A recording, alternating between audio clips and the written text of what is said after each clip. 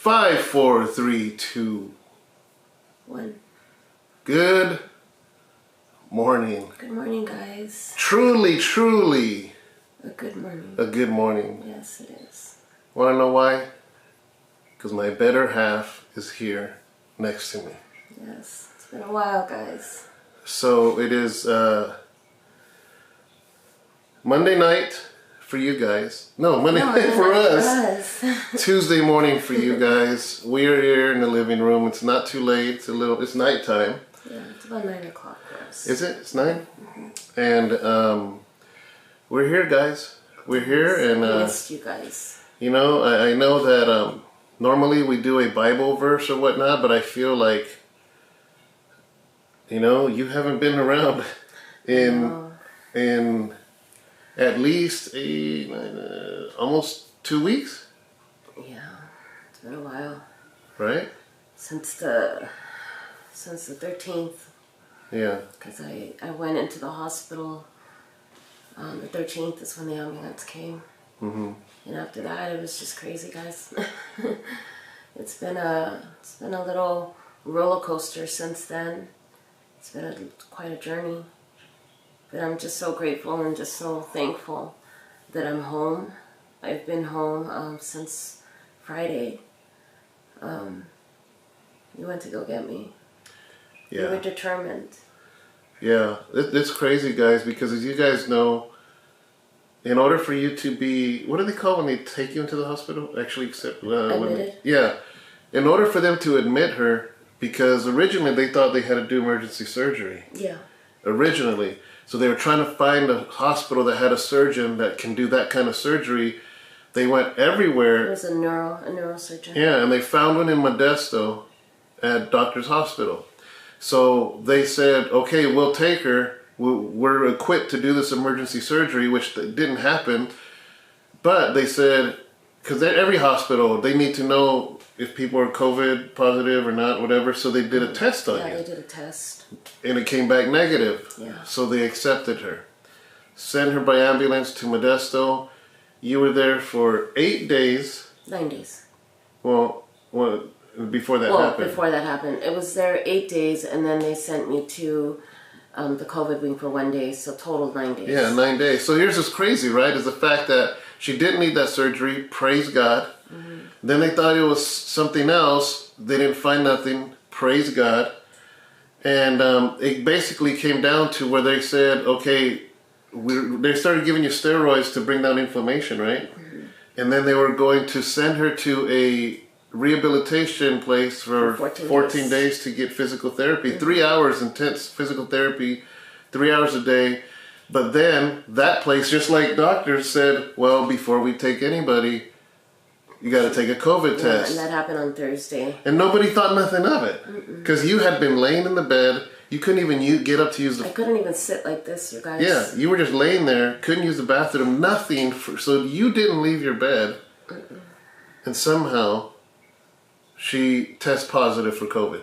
It was just, we didn't think nothing of it because we're like already packing your bags, ready to take you. I was ready to go. And even the nurses were like, yeah, we have to take a COVID because they require it. Mm-hmm. Even the nurses weren't tripping. Yeah. And then the nurse, really nice nurse, or CNA, huh? Mm-hmm.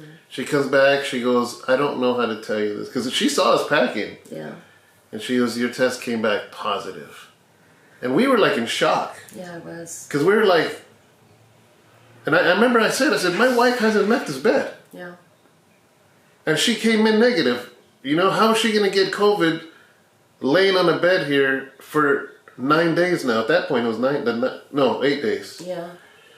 And that ended my visit. You know, and I'm not going to lie. I think at that point, something, for a quick moment, I remember just turning and looking at David, and I said, don't leave me here. I'm like, I don't want to stay here. Because they said, we're going to have to isolate you and we're going to have to move you. You know, they immediately came in and for me to say goodbye, that I can't come back. They came in, they took the person that was next to me out. Almost immediately, huh? Yeah. The young girl? They came in, they took her out. And closed your door? Yeah, they closed my door, and I specifically asked. I said, Darla, we're just waiting for a room so we can isolate you. You're going to be isolated by yourself. And I said, okay, so I was just waiting. Then he left, and then I was literally taken down to the COVID wing, taken up to the COVID wing, and they threw me in a room with someone who was really, really sick. I mean, that was just coughing their lungs out, was on oxygen, and I don't even know if it was oxygen, but she was on something. And you said it was a half curtain. Yeah, it wasn't even a plastic curtain or anything. It was just one of those cloth ones, like the regular hospital ones, and it was just a half one. It didn't even cover the way mine did before. Yeah, because yours went all the way around. Mm-hmm. And I was confused, I was like, Lord, I'm like, what is going on here? I was just confused, guys. Tell them how they threw your bags and everything. They just literally... Once I left, right, they took you? Yeah, they just threw everything on top of my bed, and, and they just put these big old gowns on, and they just left my bed like halfway in. It was crazy. And they just threw my stuff there like, okay, we gotta go, see you later. And I was just going through so much, and I literally called one of the main nurses in, and they only communicate with you through phone once you're in there. So what happens if you can't communicate because of COVID? I don't know. That's it, right? I don't know. I'm kind of confused. You would have like one or two people that would come in to administer some medications and stuff, but they limit themselves in just going in there. A lot of the machines would beep, and just, they'd wait so long to just go in there. And I said, Lord, He just started showing me so much. And I remember that I called her at 4 o'clock in the morning, because I think around 4 o'clock in the morning, I just started playing this worship music. And I just started praying, and I started praying in tongues, and I started praying, and I called you, and I told you, I don't know why, but I need to not just think about myself right now at this moment, and you said the lady that's next to you. I said, how is she? How is she? And you said she's really bad. And I told you, she's really, really bad, babe. And he says, and you told me, have you prayed for her yet? And I said, no, I haven't just yet. And you said, then start praying. And when I started praying, I said, there's a reason why this is happening. Yeah, there's a reason why you're there. And I immediately started praying for her. And and then David started praying for her, and we just started praying for that whole COVID wing. I don't know, God just started to show me that we have such a broken system, guys. Such a broken system. If a person doesn't have a voice, if a person doesn't have an advocate. And I say this because I remember when my little brother, before he passed away, it's like people need advocates. And I'm somebody who does a lot of research for my own things. I'm on top of my stuff, guys. When it comes to when I feel something, I'm very straightforward with my doctors, and I tell them, listen, I know how my body reacts to things, and I tell them. I make note of stuff. I take journals of some stuff sometimes, and I tell them I know the way my body reacts to certain things, and I'm very open with my doctors. And I remember calling a supervisor in, and I told her, at that point I was asymptomatic. I had no symptoms at all, and I said, why are you putting me in here with someone who is very, very ill? I said, a second test hadn't even been done. How do we know if that test was even as accurate? Because you weren't feeling nothing. Because I was not feeling sick at all. And she says, oh no, she's okay. She's just like you.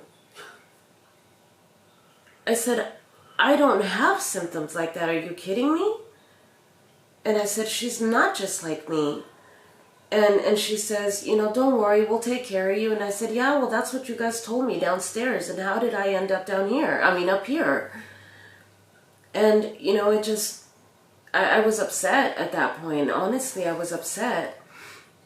But, you know, that following morning, I did wake up and my brother called me, guys, from prison.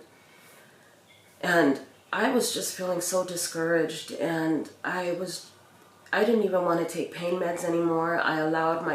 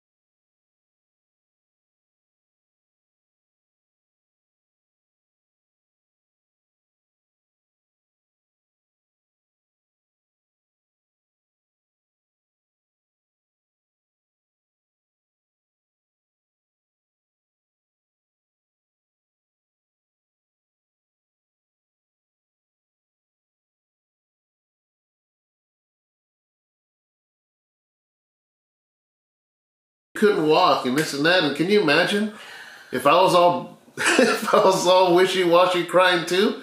You know what I mean? I mean, maybe I'm wrong, but I feel like a wife wants a husband to be firm. You know, because if I'm all messed up, that'll mess you up, and then you feel hopeless. And I'm just holding that for 8 days, and then the COVID, and then her up there in the COVID, and she's crying, and I'm just like, what am I going to do? How am I going to get her out? Do I got to break her out? I had a strategy on how I was going to get her out, I'll tell you right now, but getting out of Modesto and actually coming into the city limits of Stockton, it just hit me. And everything I was holding for 9 days, you know, just broke, you know, in me, you know. And but here's my strategy. First strategy was the phone call. I was going to say, I'm going to go pick up my wife. If they would have refused, I would have went live and got about 300 people to show up at the hospital and about 300 of you to blow their phones up. And if that wouldn't have worked, then I would have went to the media and said, this hospital's giving people COVID. Because remember I told you there was somebody else? I happened to be like on the third or fourth day when I was leaving you from visiting. Because I would visit, you guys know, I'd visit all day. I'd get there in the morning, stay all the way till night. And I came out of the lobby and this lady was outside so angry on the phone talking to somebody. And she goes, yeah, can you believe that? She caught COVID here. And I heard that and I just like, huh, you know, and I should have took that as a warning, honestly, you know, but man, so. Well, you know, it doesn't surprise me though, because when I was up in the COVID wing, one of the young ladies was like, oh, I remember you from downstairs. Yeah. And I was like, what do you mean? And she's like, and I looked at her good and I'm like, oh yeah.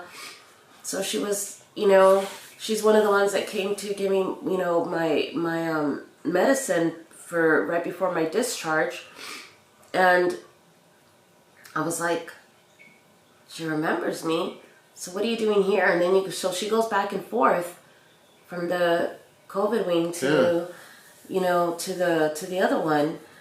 So I don't know what procedures are. I don't know any of that, but I would think that somebody should not be going back and forth, you know, because you risk so much. Well, we know people that are in hospice. We know people, my daughter, that they rotate them.